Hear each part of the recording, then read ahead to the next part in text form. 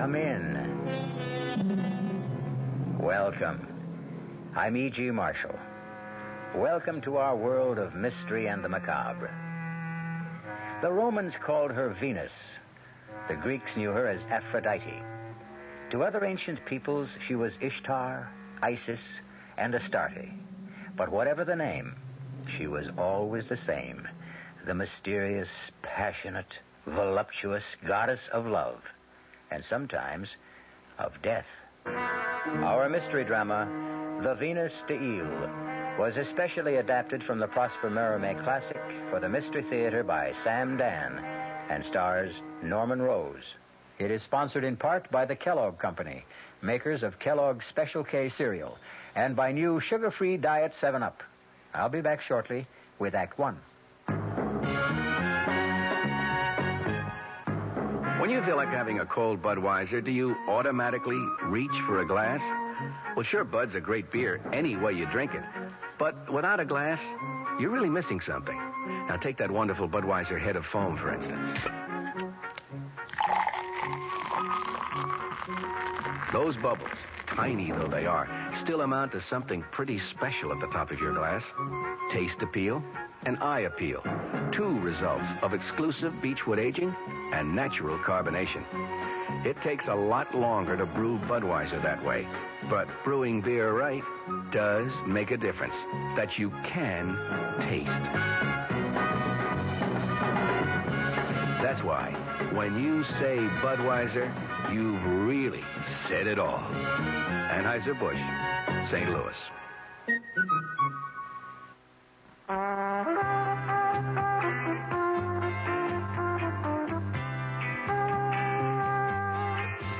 No matter what you're saving for, that's what Suburban Savings for Suburban. Suburban Savings offers you an easy way to borrow without touching a penny in your regular savings passbook account. Just let Suburban loan you the money. It's called Suburban Savings Passbook Loan. You can borrow up to 90% of the total amount you have on deposit at reasonable rates, and you can pay off your loan at your convenience. When your loan is repaid, you still have all of your savings intact, plus interest. So if you need money, why not take a loan from Suburban without touching your savings? Suburban Savings Passbook Loan in New Jersey at Bayonne, Edgewater, Elmwood Park, Emerson, Hackettstown, Morris Plains, Nutley, Paramus, and Sparta.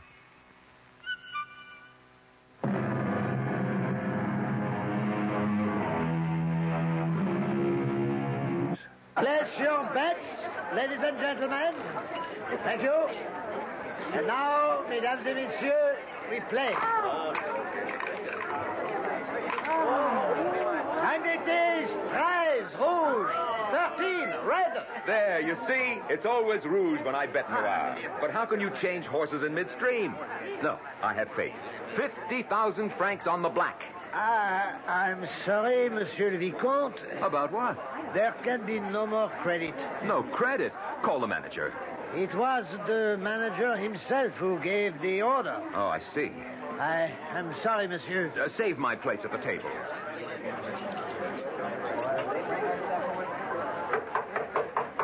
Come in. Ah, Claude. Have a chair, my boy. Monsieur Armand, is this how you treat an old friend? We'll have a glass of champagne. Fabulous flavor. What is the meaning of Have this? a cigar. Just arrived from Havana. Have a chair, have a glass of champagne, have a cigar. I'm waiting to hear you offer me what I came in for. And what's that? Credit. Credit. Let me talk to you like a father. I can see where this is leading. No credit. Had you not come to see me, I would have gone to see you. Why? You owe this establishment 1 million francs. And? And there are those who will demand payment. Those who will take drastic steps if payment is not forthcoming within the next few days. What are you talking about? My boy, we are now... How can I say this?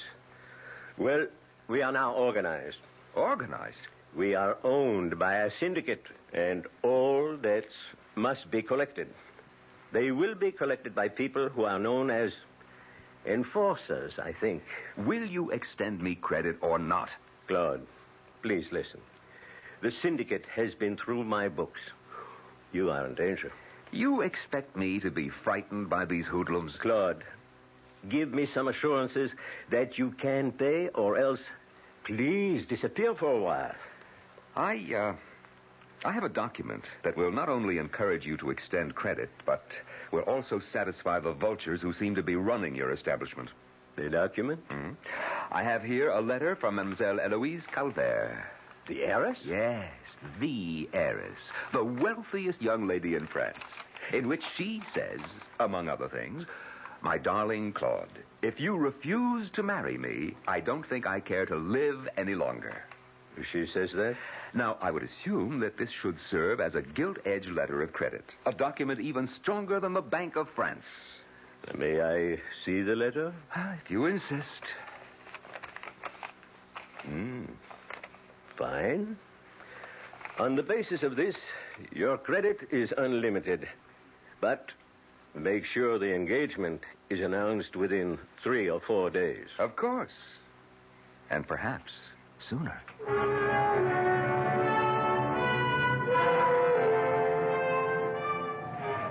Good morning, darling. Good morning, Eloise. Oh, it's only you, Henri. I'm sorry you're disappointed. Well, you're not bad. And if there were no Claude Louis, you might even do. Henri, have you seen him? He's probably still fast asleep. No, he promised to play tennis with me this morning. No, then he'll be along. Where did you get this amazing statue? Oh, I don't know. Monsieur Delon, who bought all that art for my father, my dear departed father, advised me to pick it up. It's fantastic. A bronze 8-foot Venus. She should be worth more than the one at the Louvre. At least this one has arms. Why do you place her here, at the entrance to your tennis court? Why not? We always have a crowd here. Why should she be lonesome? Do you know that in Greek and Roman times, our very town of Ile had a temple sacred to Venus? Yes, right here. Well, now, how and why should I know a thing like that? And this was the great statue of Venus that stood in the shrine of the temple. Really? The same one? Look at the air of mystery that surrounds the face. This is a woman of many moods and passions. Here comes Claude Louis. Good morning, Eloise. Hello, darling. And Cousin Henri. Have you examined this statue, Claude? Great big girl, isn't she? She's, magnificent, too. The goddess of love. The fickle, jealous, unpredictable goddess of love. Well, I came down to play tennis. And I am ready for you. You're not really very good this morning. Well, wait till I warm up. I'm just toying with you. You can hardly hit the ball. What will you do in the game? I'll tell you what it is, darling. An excuse coming up. Make it good. Well, it's this ring. This ring I'm wearing. That big, ostentatious, vulgar ring. Now. It belonged to my father. Well, I never liked it. Stop. Stop for a minute. I want to take it off. I can't grip the racket properly. Now, where can I put it? I don't have a pocket in these trousers. So why don't you just throw the ugly thing away? I'll buy you a new one. Oh, now, darling, it has a very sentimental value. Oh, I know a good place for it. Excuse me a minute. Where are you going? I'll just put it on Miss Venus's finger. And I thought you came here to put a ring on my finger. No, Claude, no. No, what? Don't do that. It's what? I was about to say blasphemy, but that's not really the word. Oh, Henri, what are you talking about? But it just doesn't seem right. After all, she is the goddess of love, and you can't... Yes? You're offering her your ring, which means you're asking her to marry you. Do you have any idea what you're saying, Henri? That is, symbolically, of course. Eloise, is your cousin always like this? Well, he's a very deep person. Claude, I wouldn't do that if I were you. Don't put that ring on her finger. Why not? There we are. It fits her perfectly. Looks good on her, too. All right. Now let's see if that ring really was what cramped your style, Claude. Let's see you get that one. Oh, dear. Nice. but you'll have to do it again. Watch out. You were better than last time, but still not good enough. Well, if all I did was play tennis all day. Why don't you? Uh-oh. It's going to come down any minute. Let's run for the house. We shouldn't be out here in the lightning. Hey, Henri, get my ring, will you? And meet us in the house, Henri. Come on, Claude. Wait a minute. Oh, he's just standing there. Darling, it's going to pour any second. What's the matter with him? Henri! Eloise, is he all right? Well, let's go see. Henri? Henri? Henri, what are you staring at? Your ring, Claude. Well, what about my ring? It won't come off her finger. What? Try it. Try it yourself. Just try to take it off. All right, I will. Please hurry. We'll be drenched. See what I mean, Claude? What does he mean, Claude? This ring, my ring, for some reason, I can't seem to get it off her finger. What on earth are you talking about? Just take it off. Well, it seems to be stuck. Why? I don't know. Wait. Why are we just standing around in the rain? Why won't this ring come off? I can't even move it. Well, you worry about it. I'm going into the house before I get soaked. Henri, why can't I get this ring off? Why?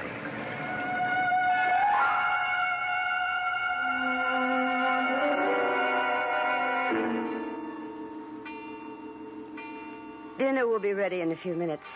The chef went out of his way for Claude.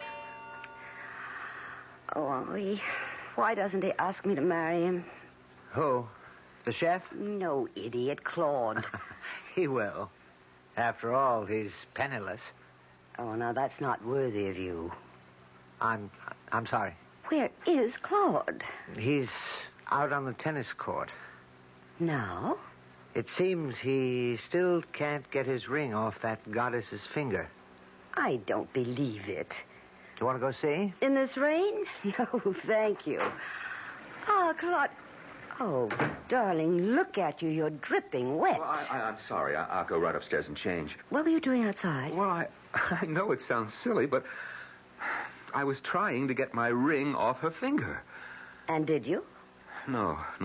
There could be a kind of secret spring, and it snapped, and it sort of curved her finger around it. I don't know what to do about it. Is it all right if I just leave it there? Oh, I never liked that ring. If the statue wants it that badly, let her have it.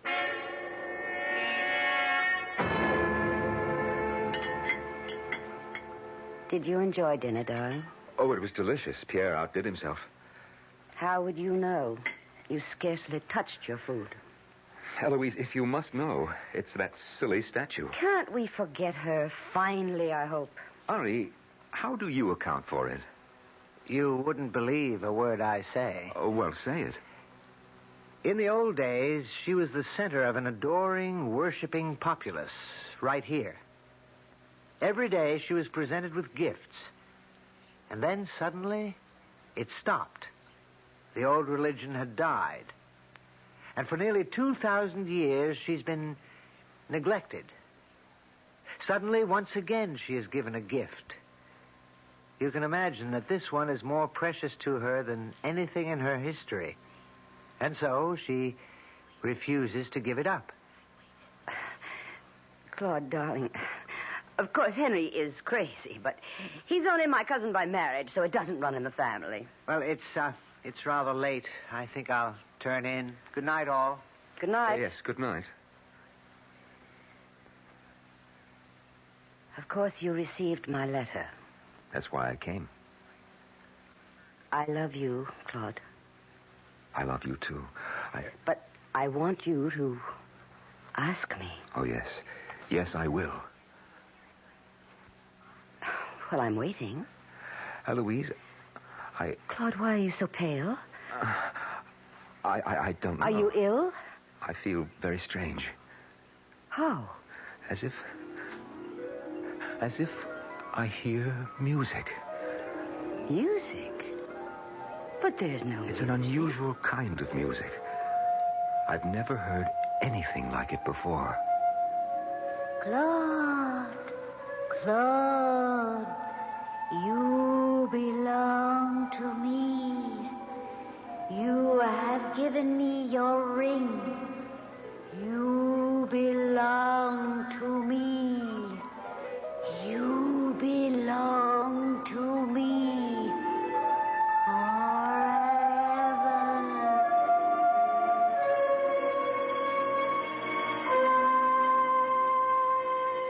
What did Claude do? Did he really awaken this sleeping goddess after so many centuries? And now another story of the ball and chain as Kellogg's Special K presents Veronica and Jeff. Oh, Jeffrey, isn't this romantic? Out in a quiet lake at night with you rowing the boat. Yes, Veronica, it's really neat. Jeffrey, what was that? Frogs. Frogs that go bonk? They're pretty weird frogs. Oh, Jeffrey, you're such a card. You have a ball and chain, like the ones they use in those Special K commercials. Yes, Veronica. It symbolizes my few pounds of extra weight. But I'm going to get rid of it. How? By exercising. You know, like rowing this boat and eating smart at every meal, starting with a Special K breakfast. You mean a 1 ounce bowl of high-protein Special K, 4 ounces of skim milk, orange juice, and coffee? Precisely. It's less than 240 calories, and it tastes delicious. It'll help me get rid of this ball and chain. I'll help too, Jeff. After all, we're all in the same boat. You have a ball and chain, too.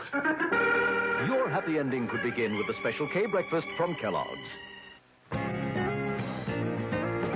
Hey, Mom, what's for dinner? Hey, Mom, what you got? It's time to get ready for the great outdoors, and your ShopRite supermarket has everything you'll need for cookout dinners and fun in the sun. And for this week's dinners, ShopRite is featuring whole grade A frying chickens, just 37 cents a pound. Roasting chickens up to 4 pounds, 47 cents a pound. Choice beef rib steaks, $1.19 a pound. ShopRite Franks, 89 cents a pound. Get all your outdoor cooking equipment and many great food values at your ShopRite supermarket. She loves her family. She wants the best. She does all that she can do. She lets ShopRite do the rest. Hey, Ma, what's for dinner? ShopRite has the answer. This is WOR New York, your Mystery Theater station.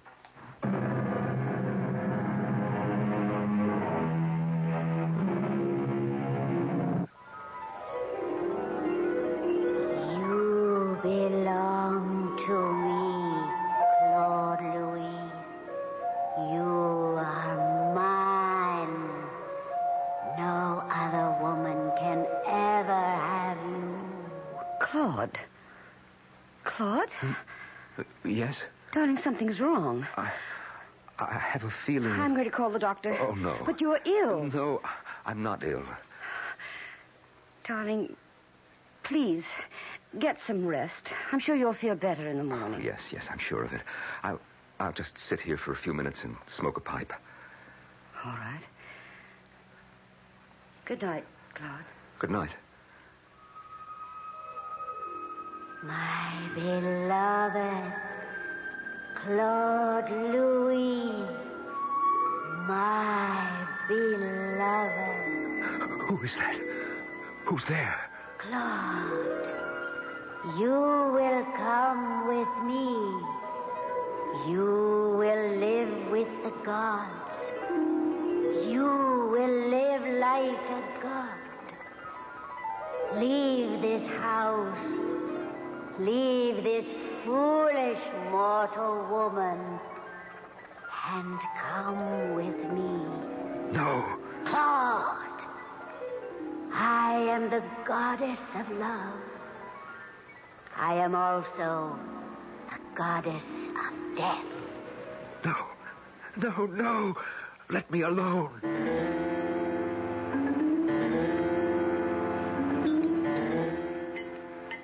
Well, good morning, darling. Good morning.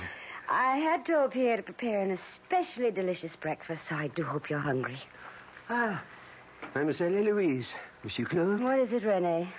Monsieur Claude, you asked me to see about the ring. What ring? Oh, that ring. Were you able to... The ring just won't come off. It's like fused to the metal. Could that be possible somehow? No, sir. It is not possible unless you welded it on there, which you didn't. Well, then what's to be done? Nothing. Unless you want to cut the finger off. Oh, no. I am so tired of all this chatter about that silly ring. Oh, thank you, Renee. I appreciate what you've done. Yes, Monsieur Claude. Good day. I tried my best. I'm sorry I bought that ridiculous statue. She's hardly ridiculous. And now you're starting to talk like Henri. I'm sorry. I keep asking myself, why did I have to fall in love with you? Because I'm charming and handsome. No, well, the sensible thing would have been to fall in love with Henri. Darling, I'll go up and change and meet you at the tennis court.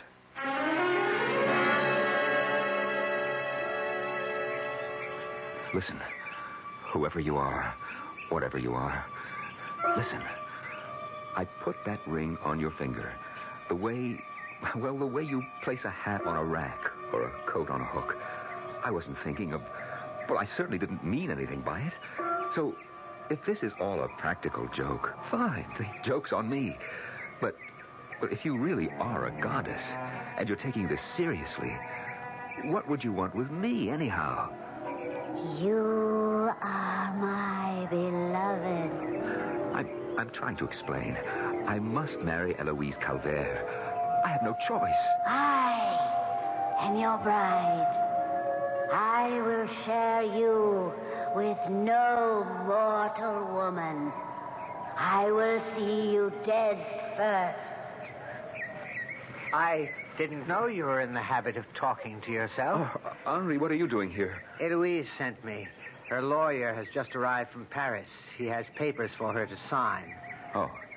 In anticipation of your coming marriage, she's having considerable property signed over to you. Oh. Something wrong with you this morning? Well, yes, well, it's that damn statue. Claude, I shouldn't say this. Shouldn't say what? I have good advice for you, even if it goes against my own interest. Please, forget about that statue. Well, forget? This whole affair about the ring and the mysterious fact that it won't come off is starting to frighten Eloise. Frightened? She doesn't like to be frightened. Well, who does? She's been fantastically rich all her life. She's always had everything she wanted by snapping her fingers. Except you. Well, she's got me. No, not quite yet. Instinctively, you know how to treat her. You don't fall at her feet the way the rest of us do. You maintain a kind of reserve. That's because you know all about women. You flatter me. Even now, you're playing her to perfection. True, it's a formality, but she wants that ritual declaration of love, that beautifully stated proposal of marriage, and you delay it exquisitely. But I came here to propose. You've already proposed to one goddess. Stop that, will you? The goddess of love. And now you intend to propose to another. Eloise? A goddess? Of course. The goddess of wealth and power. How fortunate. Each of these goddesses wants you as her consort. Oh, Henri, sometimes I wonder about your sanity. That's just another way of saying that you wonder about your own. Why won't the ring come off? Well, there must be an explanation. Yes, there is. You're the fiancé of Venus. She won't give you up. I mean a rational explanation. It makes sense to me. And it also makes sense to you. You don't have to admit it. Well, I came here to propose to Eloise. Why don't you do it? I will. I'll take her out to dinner tonight, and I'll ask her to marry me.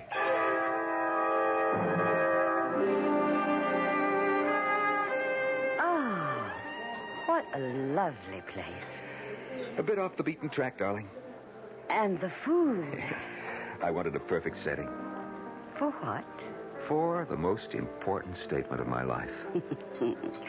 Flatterer. Of course I'm a flatterer. And you love flattery. Doesn't every woman? Oh, I can see we're going to be a very straightforward couple. Yes. Eloise, Yes? I want to ask you to... I'm waiting. You're mine, Claude. You gave me your ring. But I told you... Claude, you may play with other women.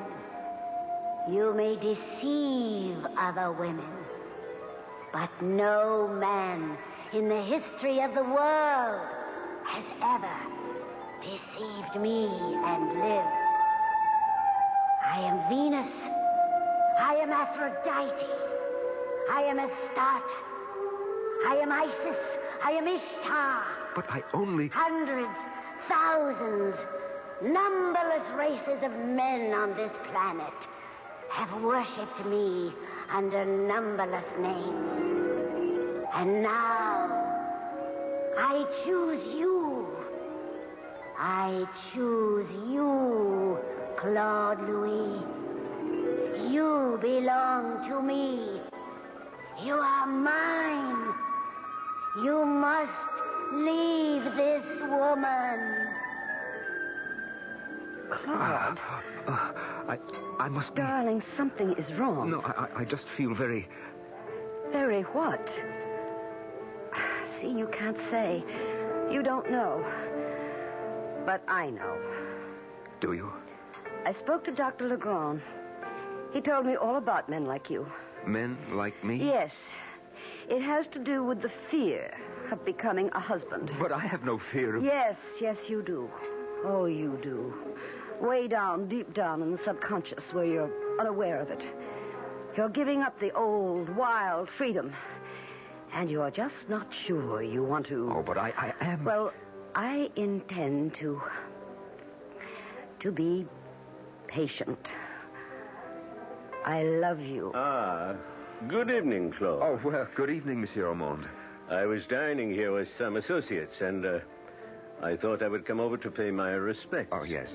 Darling, may I present Monsieur Ormond? I am honored, mademoiselle. Enchanté. Well, Claude, I had expected... Yes? Apropos of our last discussion, I had expected a settlement or a statement. Yes, I know. As a matter of fact, my associates were saying just now, why do you suppose we have not heard... Reassure your associates for me, monsieur, that everything is in order. Of course. So happy to have made your acquaintance, mademoiselle. Darling, what was he talking about? Oh, business proposition. Claude, Monsieur Ormond, he's sitting at that table. Look, over to the right, you see? Well, what about it? Well, look at those two men at the table with him. He called them his business associates. I suppose they are. Well, then I cannot imagine what sort of business he could be engaged in. Those two men are the worst-looking thugs I've ever seen in my life. Now, darling, you shouldn't judge by appearance. They could be tender-hearted, church-going, devoted family men. Oh, no. Hired killers would be more likely. Darling, take me home. I'm frightened.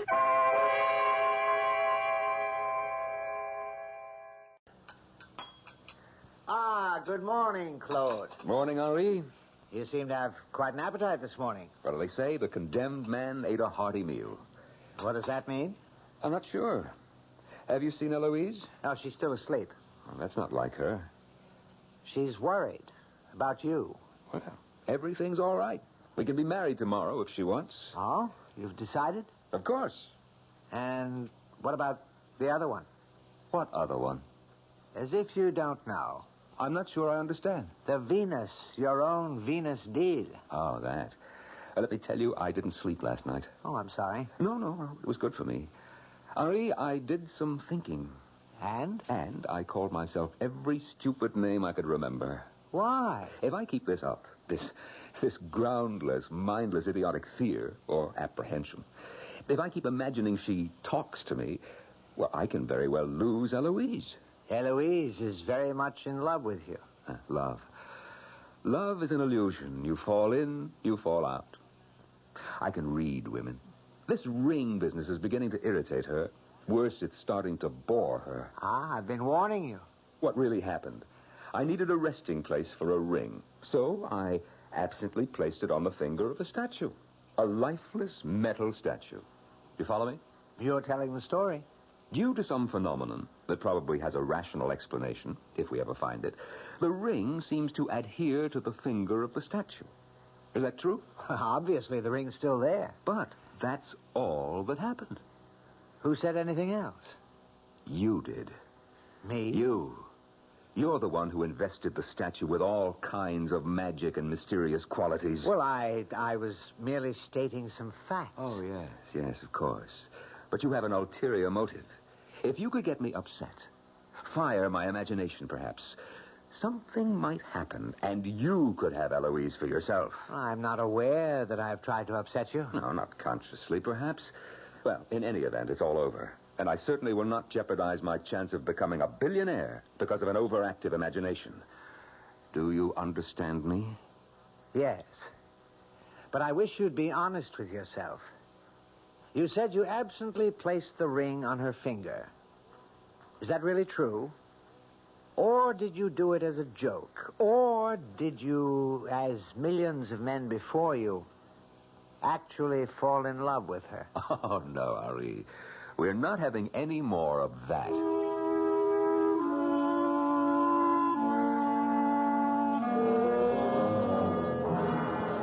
Well, old girl, I must say it was exciting. It was even fun for a while. Venus deal. Oh, you must have been something in your day. All woman. Oh, no. No, madame. I'm wise to these little tricks of the mind. Not this time. Not again. Claude. Of course, Claude. But you're in my head. You're part of my imagination. Claude, you belong to me. I belong to no one. I belong to myself. Foolish Claude. Do you think you can fight me? You're just an image in my own brain. Claude. You don't love Eloise. You're in love with love. Claude, I am love. I don't believe. Yes, Claude, you believe. You believe. The love I offer you is beyond dreams, beyond imagination. No, I'm not listening. A glorious love. No, please. Don't be frightened. Come with me. Live with me. Live like a god. A god. Live on love. No. You asked me, Claude. You gave me your ring. You wanted me. You always wanted me. Say it. No. Say it, Claude. Say the truth. Yes. Yes. Then, come with me. Now.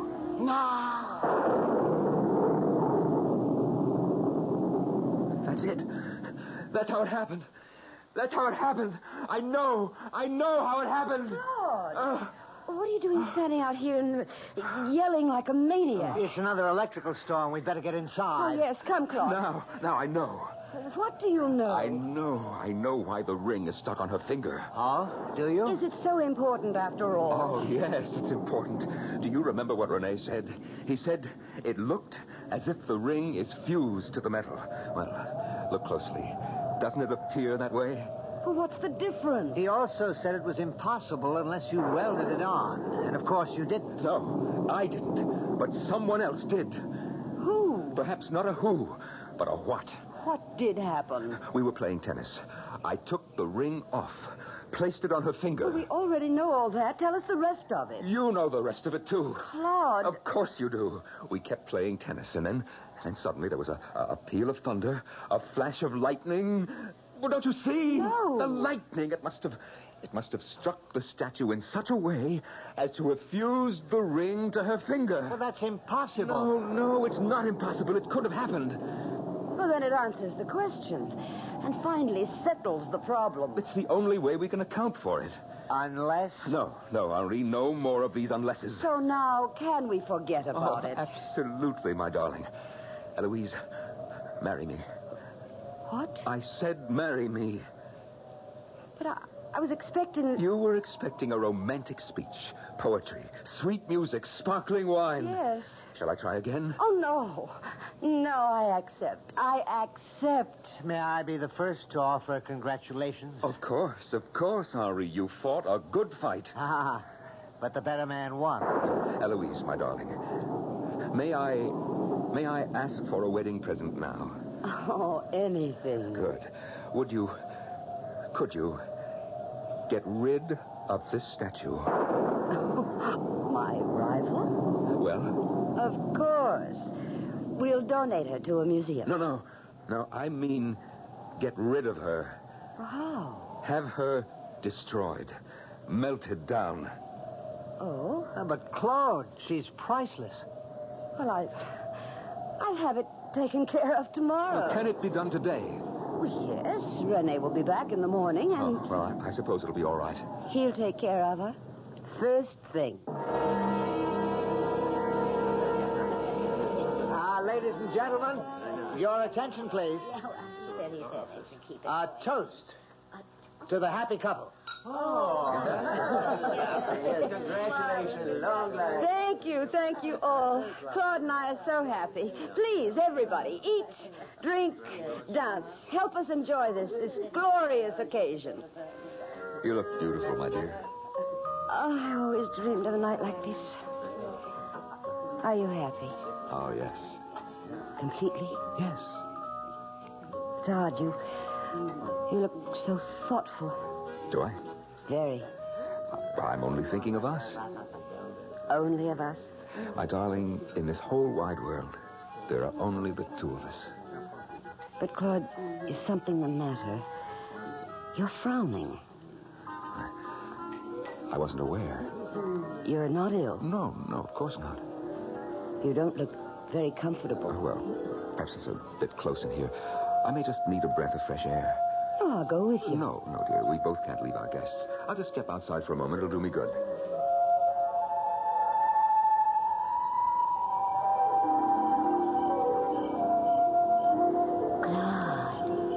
Claude Louis. No. You fool. I won't believe it. What won't you believe? I won't believe you are there. You have dared to trifle with the heart of a goddess. I don't know what you're saying. I offered you my love. I would have given myself to you. I've got to fight this. I am not mad. I've got to fight. Of all the uncounted millions since the very beginning of the human race, I offered myself to you. I accept this as an hallucination. Fool! Look at me. Look at me. No. It can't be. It can't be. You're human. You're flesh and blood. You're a woman. Yes. A woman. A woman spurned. A woman scorned. I didn't know. How was I to know? I told you. Forgive me. Please, forgive me. Forgive you? Come to my arms. Embrace me. Know what you might have had. And know what you have lost forever. I love you. I love you. Fool! Please. You're crushing me. You love me. But now you can only die for the love of me. Oh, please. Let me love you. Let me go. No. Help.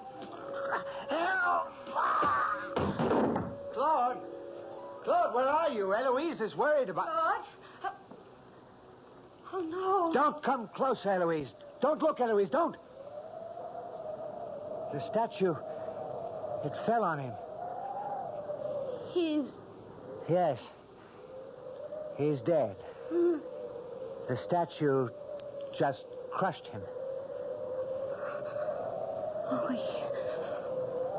Oh, look. What is it?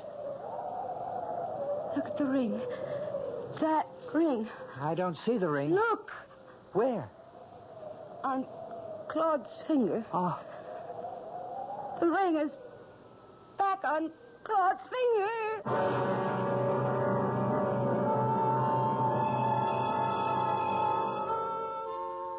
Well, you have a choice.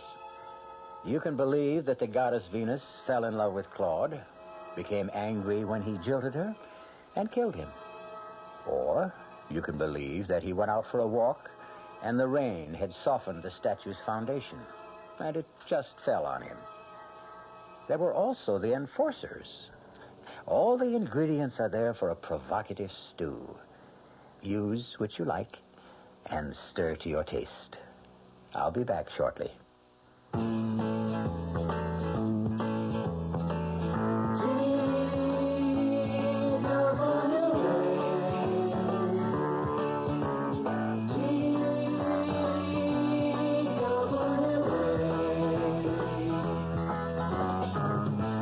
Thought you couldn't afford to fly to California this summer, TWA has some good news for you. You can. Thanks to TWA's demand schedule service, you can fly to California for only $125. Just make your reservations 90 days before you want to go and put down a $20 deposit for each way. For all the details, call your travel agent. TWA's demand schedule service. Now you can afford to fly to California.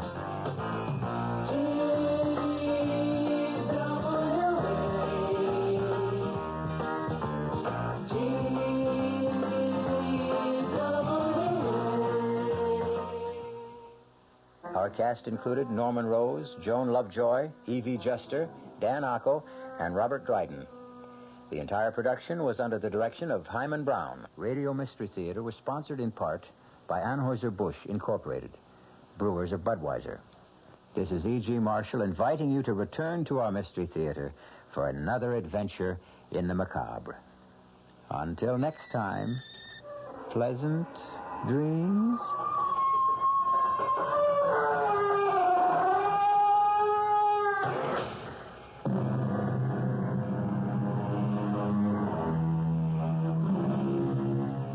WR Mystery Theater has been brought to you by ShopRite Supermarkets, where you get a lot more for a little less, and by Suburban Savings, with offices throughout North New Jersey. The preceding Mystery Theater program is furnished by the CBS Radio Network. This is Mary Helen McPhillips. Remember a few years back when you couldn't get a newspaper to read because there was a strike? Well, that prospect once again looms on the horizon. And tomorrow morning at 10:15, my guest will be Sheldon Zelaznik, editorial director of New York Magazine. And he'll explain the problems that currently face New York City's daily newspapers. So join me at 10:15.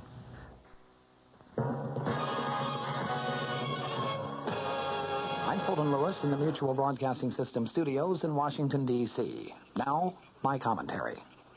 President Nixon's edited Watergate transcripts were formally delivered to Congress today with a White House brief that pronounced them proof of the president's innocence and quoted him as ordering amid the unraveling cover-up a year ago that, quote, everybody in this case is to talk and to tell the truth. In a volume roughly the size of a big city telephone book, 1,308 pages of transcripts were sent to the House Judiciary Committee for its inquiry into the president's possible impeachment. Separate copies in manila envelopes were delivered to the 38 committee members individually. They are going to meet tomorrow to decide whether to accept them in lieu of the White House tape recordings that the panel had originally subpoenaed. With them went a 50-page brief that was prepared by the president's impeachment attorney, James St. Clair, which wove presidential quotations together with a White House account of what the president actually said and did during the crucial phase of the Watergate cover-up attempt. The St. Clair paper concludes, quote, throughout the period of the Watergate affair, the raw material of these recorded confidential conversations establishes that the president had no prior knowledge of the break-in and that he had no knowledge of any cover-up prior to March 21st, 1973. In all of the thousands of words spoken, even though they often are unclear and ambiguous, not once does it appear that the President of the United States was engaged in any criminal plot to obstruct justice. While the official business today was the delivery of those papers to the House panel, their public release was perhaps more crucial to the president's latest effort to clear himself and settle the Watergate scandal. For the president himself said Monday night that in releasing the papers, he was placing his trust in the basic fairness of the American people to examine the evidence and see that he sought only to do what was right. One of the quotes included in the St. Clair brief today as evidence of the president's determination to clear up Watergate came from an April 15th, 1973 conversation with Assistant Attorney General Henry Peterson about the refusal of conspirator G. Gordon Liddy to cooperate with the government prosecutors. Quote, I want him to be sure to understand that as far as the president is concerned, everybody in this case is to talk and to tell the truth. You are to tell everybody, and you don't even have to call me on that with anybody. You just say that those are your orders. Another statement from an April 14th conversation with former aide John Ehrlichman reads this way, quote, we have to prick the boil and take the heat. Now that's what we're doing here. We're going to prick this boil and take the heat. I am not overstating. Within hours after the presidential material was delivered to the Judiciary Committee today, portions of the transcripts were obtained from House members, but they were, as St. Clair had said they would be, often unclear and ambiguous. That was the case, for example, with a March 21st, 1973 discussion of demands of the original Watergate burglary defendants for payoffs to keep them silent about the involvement of others. At one point in that very critical conversation, according to the transcript, there was a discussion about payoff demands and the likelihood that they would later be followed by demands for executive clemency, both of which President Nixon rejected. But later, the transcript shows this exchange in a discussion of the demand of Watergate conspirator E. Howard Hunt that he be paid $120,000. The exchange goes like this, President Nixon saying, you have no choice but to come up with the $120,000 or whatever it is, right? John Dean III, then White House counsel, replied, that's right. The White House brief said flatly that the president rejected the payment of $120,000 or any other sum to Hunt or to any other Watergate defendants. But St. Clair noted today the transcript does contain ambiguities and statements which, taken out of context, could be construed to have a variety of meanings. In prefacing his narrative account of the president's statements and actions, St. Clair repeated the president's offer to have New Jersey Democrat Representative Peter Rodino, the Judiciary Committee's chairman, and Michigan Republican Representative Edward Hutchinson, the ranking Republican member of the panel, listen to the actual tape recordings, quote, to satisfy themselves that a full and complete disclosure of the pertinent contents of those tapes had indeed been made. The White House brief said unnecessary expletives, characterizations of third parties, and material not involving the president's conduct had been edited out of the transcripts. Deletions were indicated with parenthetical notes in the body of the transcripts. The transcripts did bear out the president's prediction that they would end the speculation about the Watergate issue. For example, on February 28th of 1973, during a discussion of a formation of a special Senate committee headed by Senator Sam Ervin to investigate Watergate, the president said, I frankly say that I would rather they would be partisan rather than for them to have a facade of fairness and all the rest. Ervin always talks about his being a great constitutional lawyer. On September 15th, 1972, the president, John Dean, and H.R. Haldeman discussed the fact that a General Accounting Office auditor was examining presidential campaign contribution records at the request of House Speaker Carl Albert. Haldeman, during that conversation, said, maybe we better put a little heat on him. The him being Albert. The president responded, I think so too.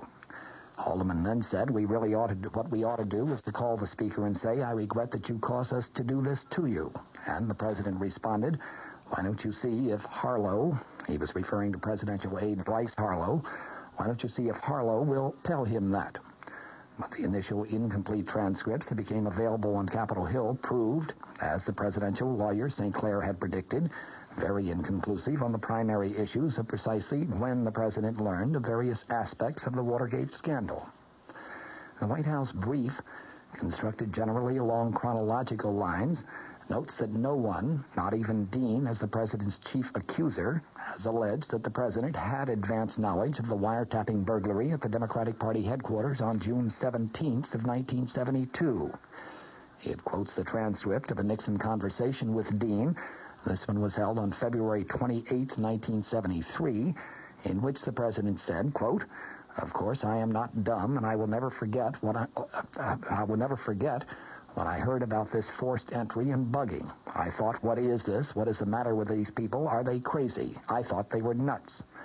Dean has testified that after a September 15th, 1972 meeting with the president, he had, in his words, the impression that the president was well aware of what had been going on regarding the success of keeping the White House out of the Watergate scandal. And, in Dean's words, I also had expressed to him my concern that I was not confident that the cover-up could be maintained indefinitely. The White House brief, submitted to the Congress today, said that the tape of that meeting does not support Dean's testimony, that the president was aware of the cover-up of the Watergate involvement. It quotes the president as saying, "Oh, well, this is a can of worms, as you know, a lot of this stuff that went on, and the people who work this way are awfully embarrassed. But the way you have handled all this seems to me has been very skillful in putting your fingers in the leaks that have sprung here and have sprung up there." St. Clair today explained that the president, in that sentence, was speaking about the politics of the matter, such as civil suits, countersuits, Democratic efforts to exploit Watergate as a political issue, and the like. He was not speaking in the context of any plot to obstruct justice. The reaction of the House Judiciary Committee to the president's actions of the past 24 hours is not yet known. This afternoon, Democrats and Republican members of that panel were caucusing separately, and tomorrow they'll get together and render their joint opinion. The president, I imagine, will be happy if he has succeeded only in rallying the Republican members of that panel into his corner. A partisan split within the impeachment inquiry would serve to discredit the inquiry to the point where the entire probe would have little, if any, public credibility. Today, some of the more ardent Nixon critics on the House panel, specifically Massachusetts Democrat Representative Drinan and California's Democrat Representative Waldy, stated that in their view, the president's response to the Judiciary Committee subpoena was totally unacceptable. They will take nothing more than the complete original tapes, not edited transcripts. They, in fact, will not even consider the president's suggestion that the full tapes be heard by Chairman Rodino and Representative Hutchinson. That will not be acceptable. They want the full tapes turned over to the full committee. At the very least, they want them heard in their entirety by the minority and majority counsels of the committee. The majority view of the committee Democrats, then, we can expect to be a little less extreme than that. The Republican view, we can expect to be even more moderate. I'll have more for you now in just a moment. Service. We're big on that. When you buy an airline ticket, you're buying service. And at Ozark, we try to give you your money's worth. Service in making reservations, planning your trip, at the ticket counter, service on board. Ozark didn't get where it is by being small in things that really count. Service, we're big on that. Go Ozark Jet to Champaign, Urbana, Peoria, and Springfield, Illinois. Call Ozark or your travel agent. What the president has done, in effect, has been to throw the ball back into the Judiciary Committee's court. His approach last night, I think, seemed fair and equitable from a public opinion point of view, and public opinion, as I have stressed before, is going to have a tremendous impact on the entire impeachment process. The president, it is true, did not turn over the complete tapes. To have done so, he felt, and I think properly so, would have established a precedent which may have permanently impaired the separation of powers, the part of the Constitution which sets up the three branches of government as being separate but equal. It would have also permanently endangered the right of privacy and independence of the executive branch of our government. The president, on the other hand, did not invoke executive privilege in its entirety. He seemed to be cooperative, very cooperative with the impeachment inquiry, and he seemed to be very cooperative with the public as a whole, making the heretofore